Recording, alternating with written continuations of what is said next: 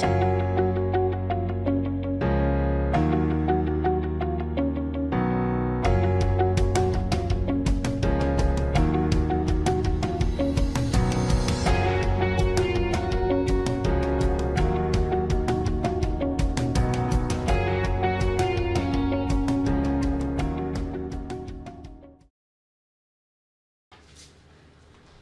morning, class.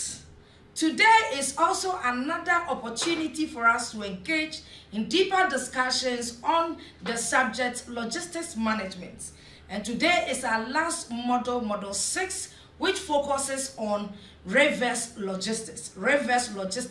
And it is a key activity of the logistics system. In a competitive environment, the philosophy of accepting product returns as an edge over competitors has resulted in huge challenges to logistics management.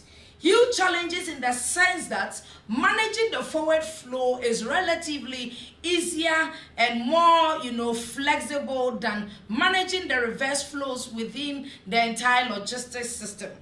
Today, logistical support means going beyond forward logistics to include product recall, product disposal, and product recycling.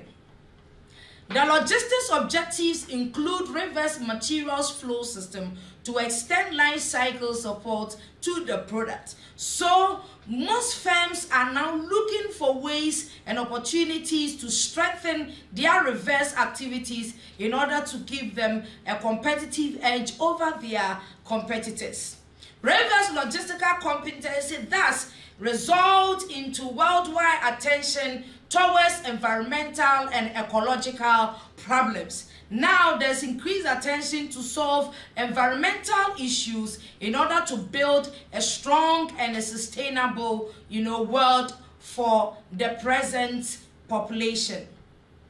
To remain competitive and differentiated, organizations across the world are showing speed and reliability in service offerings, such as replacing defective goods, repairing of used products, refurbishing the returned products, calling back substandard or harmful goods, and disposing of product waste as well.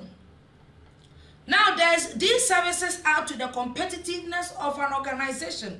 So it is seen as a way of providing service to your clients. For example, if you have a unit that allows customers to return their product for possible repairs or refurbishment, then you are seen to be a leader in the markets. Your reputation does increase. Customers are more comfortable with dealing with organizations who provide after-sales services in some of these areas. Therefore, operating in a regulatory environment creates customer value by providing a clean environment through reverse logistics services without any extra cost to the customer. Let's now look at a simple definition of reverse logistics. Reverse logistics may be defined as a process of moving goods from their place of use back to their place of manufacture for reprocessing, refilling, repairs or recycling or waste disposal. In other words, it deals with managing the entire process of ensuring that goods flow backwards into the supply chain, right from the downstream supply chain partners to upstream supply chain partners who are in charge of the manufacturing of such products. So it is a planned process of movement of goods in reverse direction in an effective and cost-efficient manner through an organized network. So now this is the major challenge for organizations. Once we are ensuring that goods flow backwards within the entire supply chain, how do we ensure for both efficiency and effectiveness? It presents a great challenge to organizations because the forward flow is relatively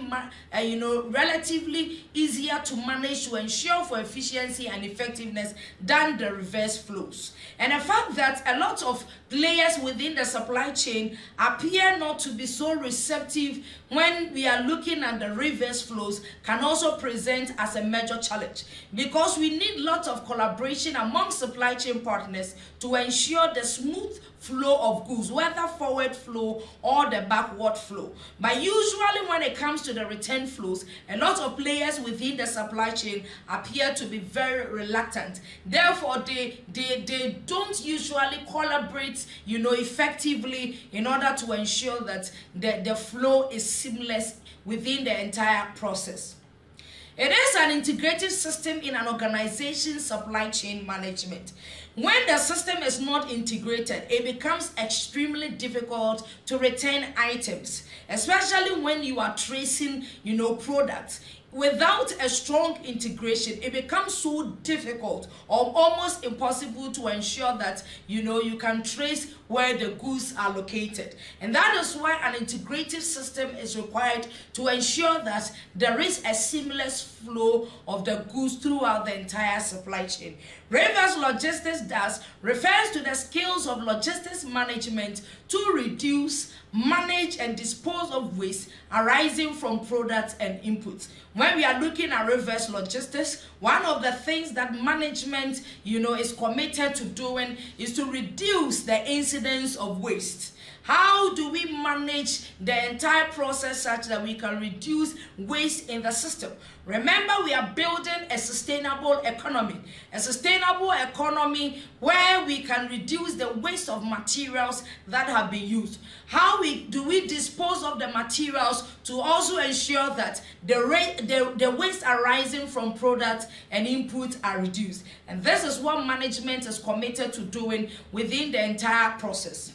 So once we look at the reverse logistics steps, we can appreciate the difficulty that management may go through in managing the process. However, the opportunities that the whole process also presents, organizations to actually increase their competitiveness in the market. For example, in the first step, we see a whole collection. The collection of the products that needs to be worked on, whether in terms of repair, whether in terms of refurbishing, or whether in terms of a total overhaul of the product or remanufacturing. Therefore, this small van may be going from one point to another to pick these items from the various bins or containers in vantage point. Alternatively, if the research process goes through a retailer who may have a picking point, then this small vehicle or truck or a pickup may go through all the various retailers to pick, the various materials to be worked on. So once these items have been collected or picked by these smaller vehicles, they are sent to a bigger collection point that consolidates the various units into big, bulk in order to be worked on. And during that stage, there is what we call selection and sorting of the items. We select to put them in a manner that will make it easier to work with. Because we may be having different items in the bin, but they have to be sorted, for example, into plastics, into bottles, into paper, into glass, items and other kinds of materials. And once we have received a big bulk and selected and sorted accordingly, they are sent to another unit through bigger transport system like bigger trucks, which can allow for full truckload to various centers, which are called treatment centers, to be worked on. An organization may have a very big treatment center or a few of them so that they can really work on the items that have been selected and sorted. So over there could be disassembling and crashing of these items into useful products. And once that process is completed, various transport options are also utilized to send these items either as inputs to support production, or they may be further disposed of or put into different kinds of uses. And these are the steps that we go through in ensuring ensuring for the reverse flow.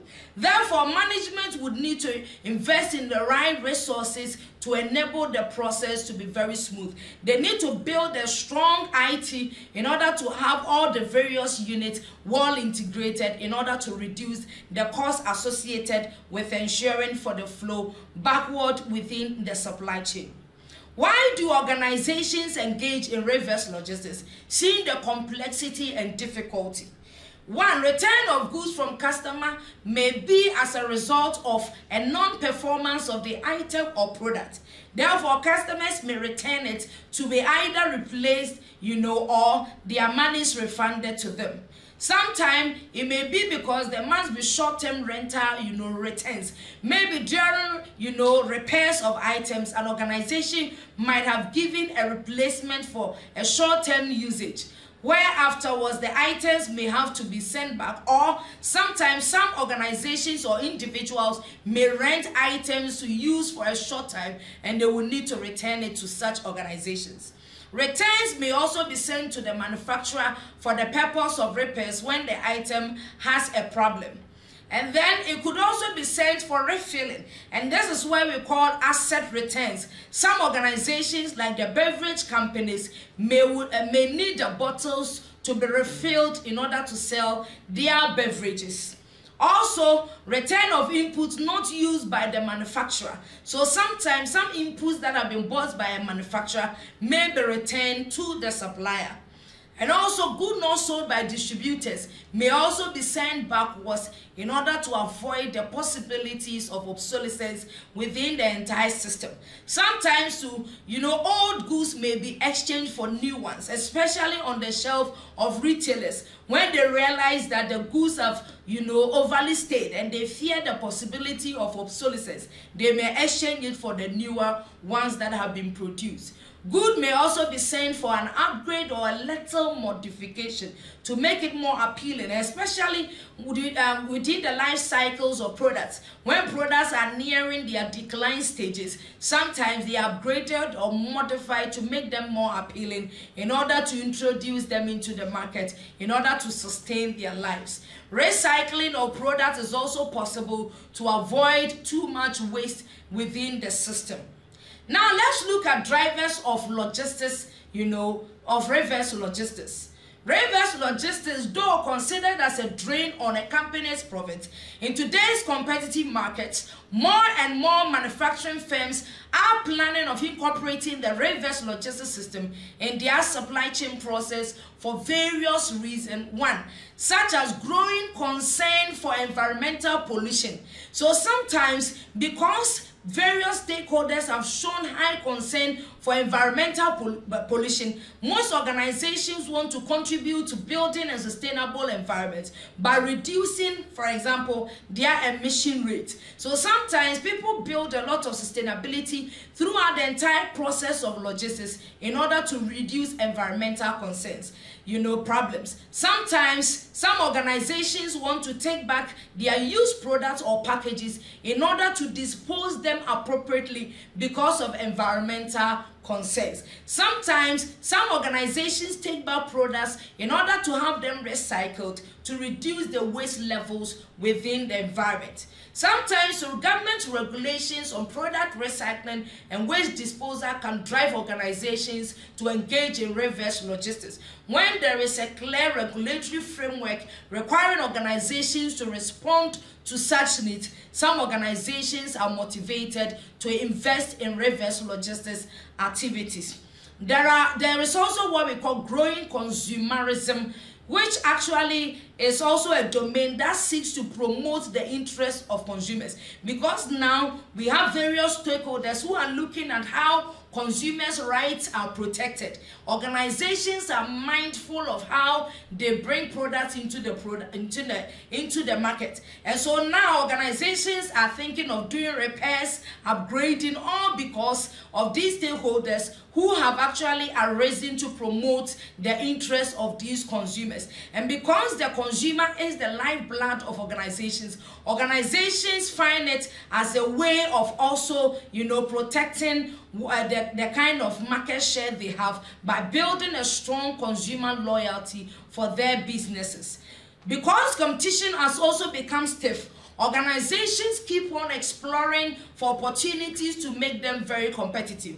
And as they are trying to exhaust a lot of the traditional ways of businesses, now organizations are looking into these areas that appear to be new, to be an opportunity for them to become competitive. And especially if they want to, improve on their customer service, they are looking at, the ways that appear to be unusual to really improve customer service offerings.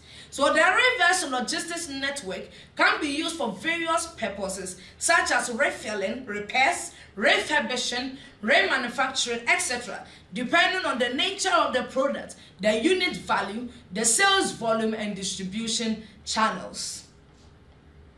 Repairs and refurbishing as one of the options in reverse logistics.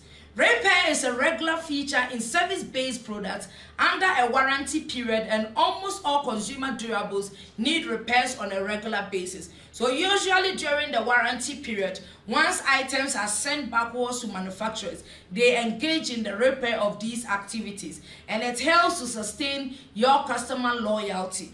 So refurbishing is done to goods returned due to damage, defects, or below performance during the warranty period. So during the warranty period, either goods are repaired or refurbished within, the entire process. So the manufacturer establishes the reverse logistics system not only for offering free service during the warranty period, but also for extending the services beyond the warranty period on a chargeable basis. So usually organizations provide free services to customers who actually make claims for repairs and refurbishment, which is based on the warranty agreement that they enter into. But once it exceeds the period, these organizations still allows customers to also bring their products for repairs and refurbishing for some fair charges. And it's also one of the ways of actually adding value to the clients.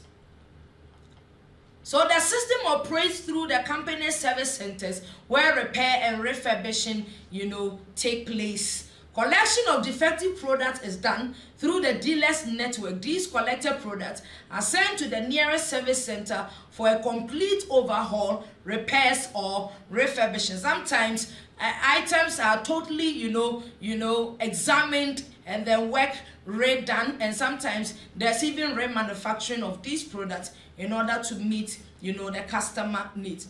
Now let's look at the reverse logistics flow briefly. So usually the customer may return an item through a company's warehouse system, and then the warehouse will further send the item to the production.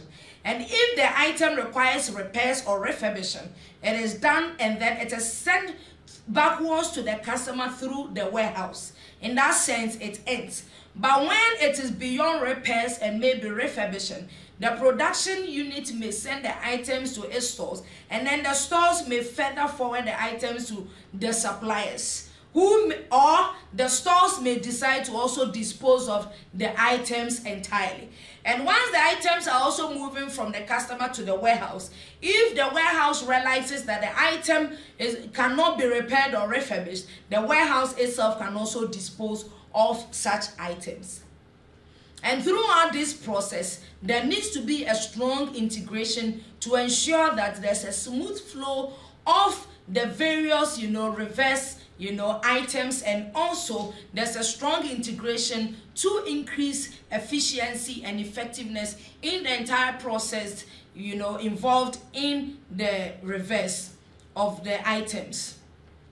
And then refilling. Reverse logistics is integrated to the chain because of the reusability nature of packages such as glass bottles, tin or plastic containers, and metal cylinders. So all this is also part of the management process within the entire reverse logistics flow. So in case of soft drinks or the beverages, the delivery van delivers filled bottles to retailers maybe A, B, or C or more, and route and collects the same number of empty bottles from them for delivery to the factory. The essence of this is to reduce transportation costs or to avoid excess transportation costs. So what they do is that as they are delivering the products to the various retailers, then they pick the empty bottles, usually commensurate the quantities that has also been just resupplied, so that once they are through supplying to the last retailer, the transport carrier would have been filled with empty bottles and then brought back to the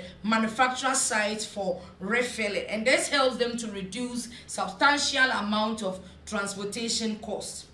So no extra transportation costs are involved in the process, as the same delivery van originates and terminates a journey at the factory where these reusable bottles are refilled for redelivery to customers. But of course, a strong integration is very necessary, in the sense that retailers must be prepared. They have to prepare for these empty bottles to be sent backwards, and they must also prepare to receive the new bottles. When they are unable to receive the empty bottles, it would make it very difficult for them to just manage the future collection of the empty bottles. And so you need a strong integration to ensure that all your supply chain partners are well informed and prepared to collaborate to ensure for the smooth flow of the reverse flows. Then the arrangement is done through a hub and spoke distribution system.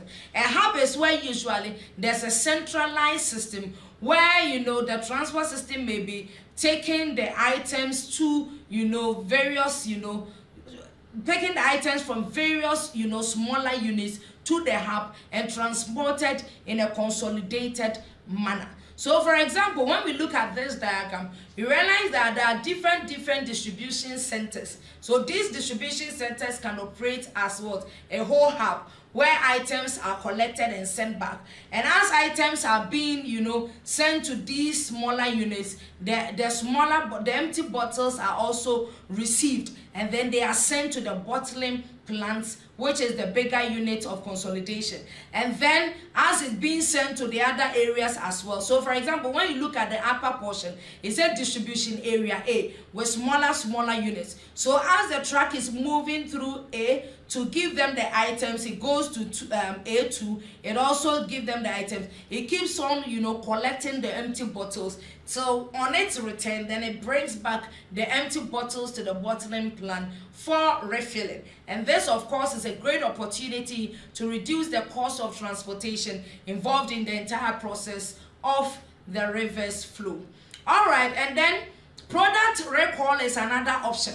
And this is an emergency situation where the products distributed in the market are called back to the factory because of any of the following reasons, such as products not giving the guaranteed performance. So sometimes when there are promises on a particular performance level and the product fails it, the customers can sometimes return such products, or the organization may recall themselves for the customers to bring back these products. And complaints from many companies can also drive organizations to call back products that have already been supplied to these clients. And then defective products causing harm to human life can also be a reason for product recall. And some time ago we saw that Toyota did lots of recalls to avoid injury to their customers. Products beyond their expiry date can also be recalled back, and sometimes organizations themselves want to dispose of those products to avoid consumers consuming those products to cause harm to them. And products with defective designs can also be called back, and this is usually the case in the automobile industry. Sometimes organizations like Toyota call back a lot of these defective vehicles based on the design defectiveness. All right, and then products recall. And sometimes when incomplete products are sent, they may be recalled in order to add on. And then violation of government regulations. When organizations realize that there has been a violation in the regulation of the government governing an entire procedure, they may want to call back those products to avoid unnecessary lawsuits. And then ethical considerations. can also drive organizations to call back products.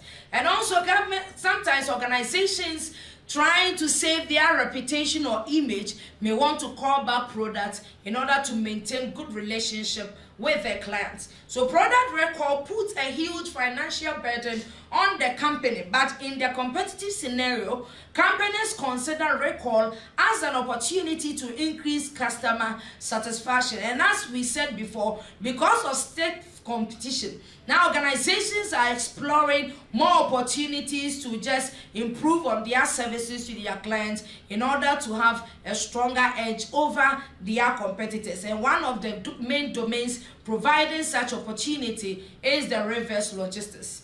And then product recall examples are what have been shown here, and sometimes this is how the advertisement is done. Sometimes they say that for safety purposes product needs to be returned, and so sometimes by communicating such returns in this manner would encourage their consumers to return the products to the various manufacturers for subsequent repairs or refurbishment or disposing it off entirely.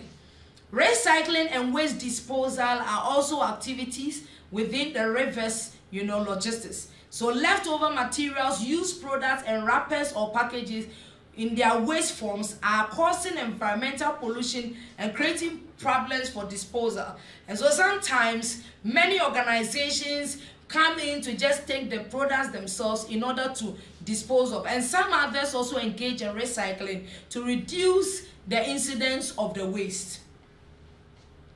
So the recycling process may be as thus: collecting waste materials and delivering them to the entity responsible for recycling. Then the recycling entity may process the recyclables to create secondary input for further manufacturing. So using the secondary materials, organizations can engage in the production of new products, and then returning the products to the manufacturer for recovering the input for the reuse.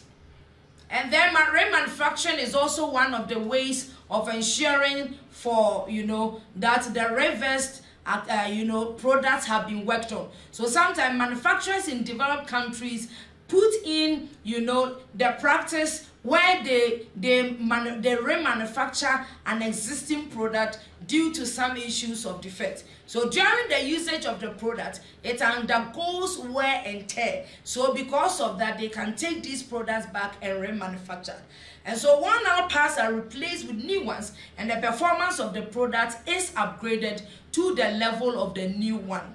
So similarly, equipment sold can be checked after use and be brought back to the remanufacturing unit. So the investment in remanufacturing and related reverse logistics supply chain can be justified on the basis of economies of scale. Once the items have been received in bulk and produced, it actually improves machine utilization, thereby reducing the per unit cost of production to justify remanufacturing. And also for the fact that you would not necessarily have to use new inputs or so many inputs to engage in the production of new products also does justify the engagement of remanufacturing. Now let's look at system design considerations. When we are designing the whole, reverse flow network and process, what are some of the design considerations that organizations have to make? So the success of it depends on, for example, your ability to do a good product location. And the product location is actually the first step in the callback process, and it is to identify the product location in the physical distribution system of the firm.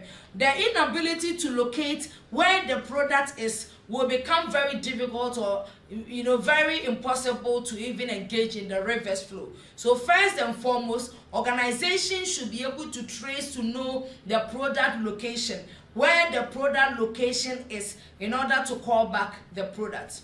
So the product location becomes more difficult after it is sold and handed over to customers. And especially when we are looking at so many customers, thousands and millions of customers, it is extremely difficult to locate, especially without very good documentation. And especially when they are within a very dispersed dispersed markets, and it is also across a very large geographical location.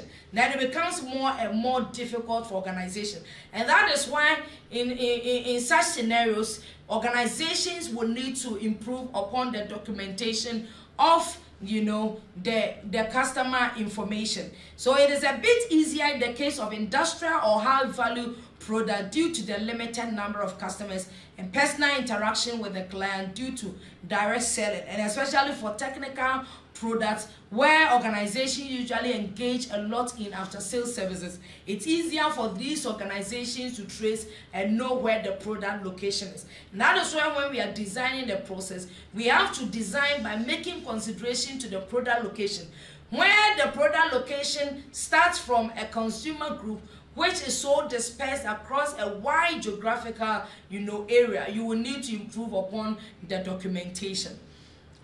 Alright, so once the product location is identified, the collection mechanism gets into operation, and that is where you begin to collect the product in order to work on. And this can be done either through the company's field force, channel members, or third party, especially for very dispersed markets. Falling on third parties can be relatively easier so that organizations can focus on their core competence. Sometimes organizations build a whole field force who are tasked with the responsibility to collect these materials in order to work on. So proper instructions have to be given to motivate the customer for returning the product. And that is why customer relationship management is key, especially for reverse logistics. Most people are not so motivated to return items. And especially when the items are being returned for recycling and disposal, the consumer is not that very motivated. And sometimes, even when it has to go through repairs, refurbishment, or even replacement, they are more and more discouraged because of additional transportation costs. And so proper instructions must be given to actually motivate these customers to send back their products to be worked on. And then after the collection, then the products can also go through recycling and disposal centers to be worked on. And these may be the company's plant or warehouses or some fixed location in the reverse logistics network where they actually work on recycling it. So sometimes a whole plant is built for the purpose of recycling and disposing of the items from the system. So the callback products are inspected before they are further processed for further repairs, and sometimes we see a lot of sorting and segregation that is made to avoid unnecessary mix-up in the process. So sometimes they engage in repairs, refurbishing, remanufacturing, or waste disposal, depending on the type of product and then the states of usage. Sometimes when they have not been used for a long time, sometimes refurbishing is just done to upgrade the product or remanufacture. But sometimes when the usage has actually elapsed over a longer period of time, then the items may be disposed of entirely. So investment in facilities for these activities will also depend on the objectives of the system, the cost implication, the complexity of the operations, and expected gains. So all these are variables you will need to actually consider in the kind of investment that you make. Remember, in managing your logistics system, you need to appreciate the essence of making a trade-off analysis between your cost and then your revenue, because without it, it is very, very difficult to build a strong, sustainable, logistics system. So it's essential to look at the implication of all these, and together you will make the right investment into building the facilities and your capacity.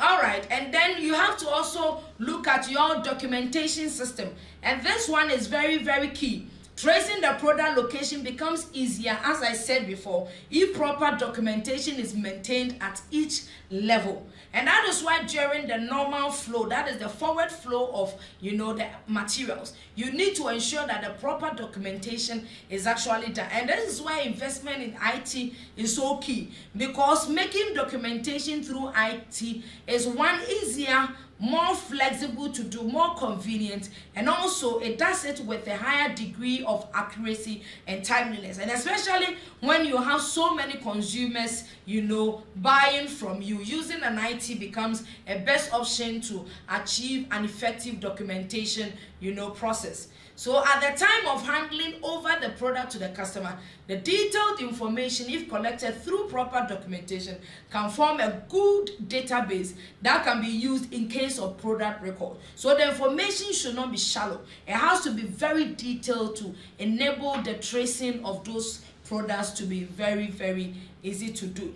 Now, having looked at the design's considerations, let's begin to look at the cost implications of reverse logistics. It is well established that in comparative terms, reverse logistics is more expensive to engage in than the forward flow. Therefore, let's begin to look at the actual cost implications so that in managing the process, we'll be able to build a very strong system. So the reverse logistics system is a cost center. However, these costs are incurred for achieving the company's certain objectives and can be attributed to the following activities. 1, the product location requires huge investment and operating cost. How do you trace these products? For example, building an IT system in order to do an effective documentation would take a lot of, funds. And all these you must build, and also build the personnel to actually work on that.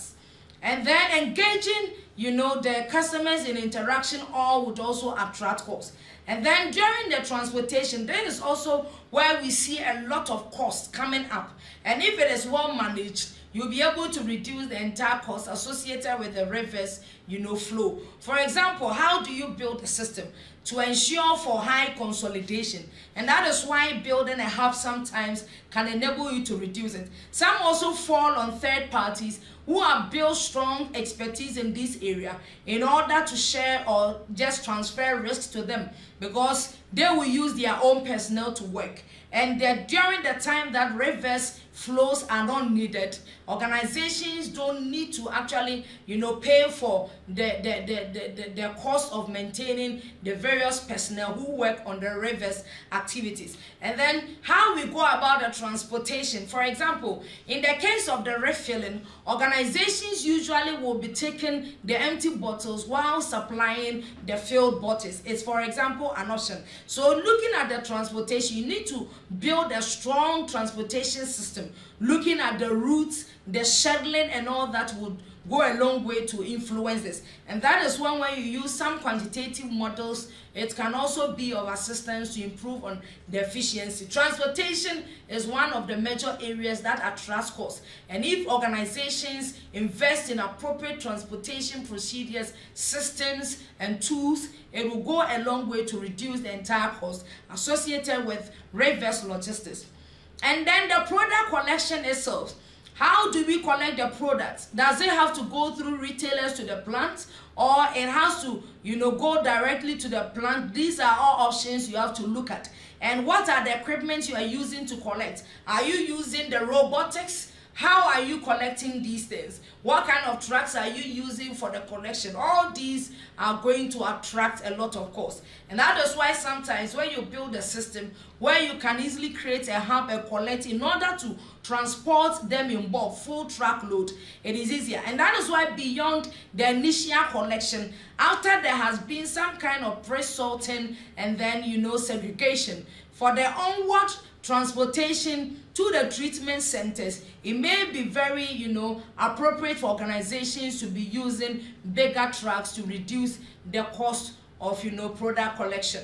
And then disposal. In disposing of these items, how are they disposed? There are different ways of disposing. Some will burn, some will bury the items. So in disposing, you may have to consider various options and choose the right option which has the least cost associated with that, while still maintaining an appreciable level of protection, from just harming some appreciable level of, sustainability, that is not causing so much harm to the environment. And then refilling, repairs, refurbishing, remanufacturing, recycling, all these specific activities will also require cost. And that is why you will need to do a thorough examination. Sometimes items just need to be, refurbished without necessarily going through recycling.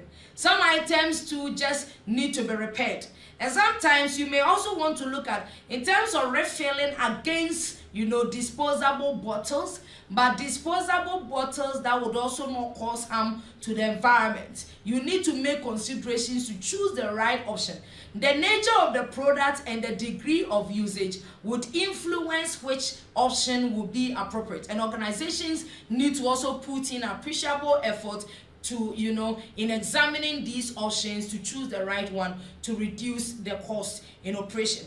And obviously, the documentation for product tracking and tracing during the entry, exit, and flow in the system obviously would also attract costs. So due to cost implications, organizations prefer to integrate their reverse logistics into their forward logistics system with a few modifications. Like we saw in the case with the bottling companies, where sometimes as they are just distributing their new products, they just take back the empty bottles to reduce the cost. So they have integrated the reverse flow with their normal flow process. And sometimes some organizations do such integration with few modifications. Sometimes in the case of the bottling, you may be able to do that easily, but in some cases you will need to do some few modifications to enable the process. And sometimes maybe you could continue the process from, maybe let's say from the wholesalers upstream,